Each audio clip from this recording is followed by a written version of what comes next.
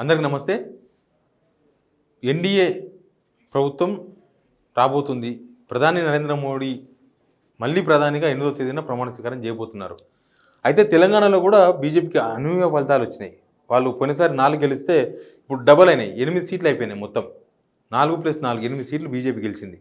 అయితే బీజేపీ ఇక్కడ తెలంగాణ బీజేపీ నేతల్లో ఎవరికి గెలిచిన వాళ్ళలో ఎవరికి కేంద్ర మంత్రి పదవులు వరిస్తాయి, ఎవరు కేంద్ర క్యాబినెట్లో ఉంటారనేది ఒక పెద్ద హాట్ టాపిక్ అయింది. పెద్ద చర్చ నడుస్తుంది దీనిపైన. ఎవరికి అవకాశం ఉండొచ్చు, ఎందుకంటే పక్కన ఏపీలో అధికారంలోకి వచ్చిన టీడీపీ కూడా ఆ కూడంలో ఉంది కాబట్టి ఆయన డిమాండ్ మేరకు ఏపీ కూడా చాలా పదవులు ఇవ్వాల్సి వస్తాయి కేంద్ర మంత్రులు. కాబట్టి ఇక్కడ తెలంగాణలో అధికారంలో లేదు బీజేపీ, కానీ 8 సీట్లు వచ్చినాయి, హైయెస్ట్ సీట్లు వచ్చినాయి. కాబట్టి ఇక్కడ కూడా సీట్లు ఇవ్వాల్సి వస్తుంది. 2 తెలుగు రాష్ట్రాల్లో సపరేట్ ఇవ్వాలి. అంతకుముందు ఎట్లుండేది అంటే ఉమ్మడి ఆంధ్రప్రదేశ్లో ఎప్పుడైనా సరే సెంట్రల్లో ఏ పార్టీ వచ్చినా ఆ పార్టీకి సంబంధించిన ఇక్కడ ఉన్న ఎంపీలకు ఒకటి ఏపీకి ఒకటి తెలంగాణకి ఇచ్చేవాళ్ళు. ఒకటి 2 తెలంగాణకి ఇస్తే 2 ఏపీకి ఇచ్చేవాళ్ళు. ఎప్పుడైనా సరే ఒకటి 2 ఇద్దరికి, ఏపీకి ఒకటి తెలంగాణకు ఒకటి, 2 ప్రాంతాలకు ఇచ్చేవాళ్ళు. కానీ ఇప్పుడు 2 స్టేట్స్ అయిపోయినాయి, ప్రాంతాలు కాదు. కాబట్టి ఇప్పుడు ఏపీకి ఎట్లా ఎక్కువ ఇవ్వాల్సి వస్తుంది. చంద్రబాబు నాయుడు ఖచ్చితంగా డిమాండ్ చేస్తారు. యూపీలో వాళ్ళు ఎన్డీఏలో ఉన్నారు కాబట్టి ఖచ్చితంగా చంద్రబాబు నాయుడు అడిగిన ఇయ్యక తప్పదు. అది ఇక్కడ తెలంగాణలో ఎవరికి వస్తాయి? తెలంగాణలో కనీసం ఒక్క పోస్ట్ అన్న, ఒక్క కేంద్ర మంత్రి పదవి అయినా ఖచ్చితంగా వస్తుంది. ఒక్క కేంద్ర మంత్రి 100%. మనకు లాస్ట్ టైం కూడా మనకు కిషన్ రెడ్డి ఉన్నారు కదా, కాబట్టి ఒక కేంద్ర మంత్రి ఖచ్చితంగా వస్తుంది. ఆ కేంద్ర మంత్రి వరించే వాళ్ళు ఎవరు? ఈ 8 మందిలో ఆ లక్కీ వాళ్ళు ఎవరు, ఆ అదృష్టవంతులు ఎవరనే చర్చ ఒకటి ఉంది. ఒకటి Etela Rajender first time MP, కానీ బీఆర్ఎస్ నుంచి బీజేపీకి వచ్చి బీజేపీలో అతి కీలకమైన నేతగా ఎదిగిండ్రు ఈటెల రాజేందర్.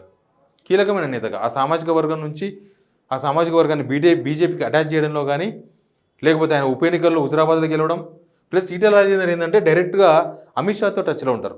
మిగతా వాళ్ళతో, ప్రధాని నరేంద్ర మోడీతో ఎవరు టచ్లో ఉంటారు, కానీ అమిత్ షాతో హాట్ కాల్లో ఉంటారంట ఈటెల రాజేందర్. ఒక ఫోన్ చేస్తే అవతల అమిత్ షా ఎత్తాడు. అమిత్ షా డైరెక్ట్ తెలంగాణలో ఎవరికైనా ఫోన్ చేయాలంటే ఈటెల రాజేందర్ ఫోన్ చేస్తారు. కాబట్టి ఈటెల రాజేందర్ కేంద్ర మంత్రి పదవి వస్తుందా? ఎందుకంటే ఆయన సీనియర్ లీడర్. తెలంగాణలో బీఆర్ఎస్లోనే ఒక వెలిగిన ఈటెల రాజేందర్ కాబట్టి అంటే అవకాశం ఉంది. ఇంకా కిషన్ రెడ్డి ఏంటంటే ఆల్రెడీ కేంద్ర మంత్రిగా ఉన్నారు. ఆయన ప్రెసిడెంట్ కూడా, పార్టీకి ప్రెసిడెంట్. ప్లస్ రెడ్డి సామాజిక వర్గం కొద్దిగా తెలంగాణలో ఇంపార్టెంట్ అనేది ఒక లైన్ ఉంటుంది. ఎప్పుడు అన్ని పార్టీలు ఉంటుంది, అన్ని రాజకీయ పార్టీలు అది చెప్తుంటారు వాళ్ళు. కాబట్టి కిషన్ రెడ్డికి మళ్ళీ అవకాశం వస్తుందా? కిషన్ రెడ్డి మళ్ళీ కేంద్ర మంత్రి అవుతారా? వాళ్ళు కిషన్ రెడ్డి కేంద్ర మంత్రి అయితే ఇంకా మిగతా వాళ్ళకి కేంద్ర మంత్రులు ఏం రావు. కిషన్ రెడ్డి కేంద్ర మంత్రిగా కొంత మంచి మార్కులే సంపాదించుకున్నాడు. ప్రెసిడెంట్గా ఇప్పుడు 8 ఎంపీ సీట్లు, 8 అసెంబ్లీ ఎమ్మెల్యేలు గెలిచినారు ఆయన ఆధ్వర్యంలోనే. అదంతా కిషన్ రెడ్డి క్రెడిట్. కాబట్టి ఇస్తారు, ఎట్లా గెలిచినా కిషన్ రెడ్డి ప్రెసిడెంట్ ఉన్నప్పుడు అయింది కాబట్టి కిషన్ రెడ్డికి క్రెడిట్ ఇస్తారు. అది కాబట్టి కిషన్ రెడ్డి ఢిల్లీ వాళ్ళతో మంచి సంబంధాలు ఉంటాయి. ఆయన పాత బీజేపీ లీడర్, ఎప్పటి నుంచో బీజేపీలో ఉన్న ఆయన. ప్లస్ డీకే అరుణ కూడా చాలా కీలకమైన నేతగా బీజేపీలో ఎదిగినరు.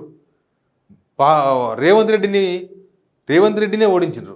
మామనారా ఓడించడం అంటే వంశీచంద్ర రెడ్డిని కాదు, సీఎం రేవంత్ రెడ్డి గారి సొంత కాన్స్టిట్యున్సీ. అక్కడ పోటీ చేస్తుంది వంశీ అయినా పేరుకు రేవంత్ రెడ్డి గారిని ఓడించిన డీకే అరుణ అని అందరు బీజేపీ వాళ్ళు చెప్పుకుంటున్నారు.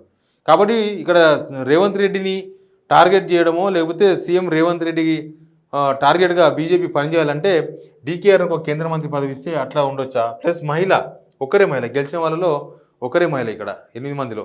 కాబట్టి డీకేఆర్కు ఆ స్కోప్ ఉంది. ప్లస్ అంతకుముందు బీజేపీ మహిళా ఉపాధ్యక్షులుగా, జాతీయ ఉపాధ్యక్షులుగా కూడా పనిచేసినారు. కొంత బీజేపీ హైకమాండ్ అటాచ్లో ఉన్నారు వాళ్ళు, ఎందుకంటే ఉపాధ్యక్షులుగా పనిచేసినారు కాబట్టి వాళ్ళు నడ్డాతో పాటు మిగతా అమిత్ షా వాళ్ళతో క్లోజ్గా ఉన్నారు.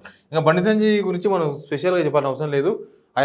ఆయన పార్టీ ప్రెసిడెంట్గా ఉండి పార్టీని ఒక ఉరుకులాడిపించింది. పార్టీని అసలు లేని ఏడుంది బీజేపీ అన్న దగ్గర నుంచి బీజేపీ ఏడుందో చూపించిండు బండి సంజయ్.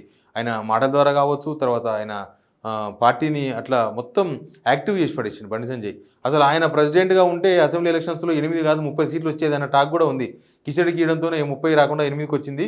బండి సంజయ్ని మార్చడం తప్పు అన్నంత కసి కార్యకర్తలు కనిపించింది. ప్లస్ ఢిల్లీలో కూడా కొంత మంచి సంబంధాల నేత, అందుకే ఆయన అంతకుముందు ప్రెసిడెంట్ కూడా అయ్యాడు. డైరెక్ట్ కార్యకర్తల నుంచి ప్రెసిడెంట్ అయిందంటే బండి సంజయ్ కూడా ఫుల్ పవర్ఫుల్ ప్రస్తుతం. కాకపోతే మున్నూరు కాపు సామాజిక వర్గం, ఇక్కడనేమో ముదిరాజు, ఇక్కడ మున్నూరు కాపు. ఈ మున్నూరు కాపు సామాజిక వర్గం తెలంగాణలో కొంత స్ట్రాంగ్ సామాజిక వర్గంగా కూడా మనం చెప్పొచ్చు. ఏమి చూద్దాం. అరవింద్ కూడా మున్నూరు కాపు, ఇక్కడ కూడా కాంపిటీషన్ ఇద్దరికి. ఒకవేళ మున్నూరు కాపుల్లో ఇవ్వాలనుకుంటే ఈయన రెండోసారి గెలిచిండు, ఇద్దరు 2 సార్లు ఎంపీలు. కాకపోతే బండి సంజయ్ ఏమో ప్రెసిడెంట్గా పనిచేసిండు, అరవింద్ కేవలం ఎంపీగానే ఉన్నారు. ఇద్దరు మున్నూరు కాపు సామాజిక వర్గానికి సంబంధించిన నేతలు. కాబట్టి ఆ ఇద్దరిలో కాంపిటీషన్ కనిపిస్తుంది. నాగేష్ ఎస్టీ ఆదిలాబాద్ నుంచి ఫస్ట్ టైం బీజేపీలో ఫస్ట్ టైం. అంతకుముందు బీఆర్ఎస్లో ఎంపీ ఉండే, మొన్ననే బీఆర్ఎస్ నుంచి బీజేపీకి వచ్చిండ్రు.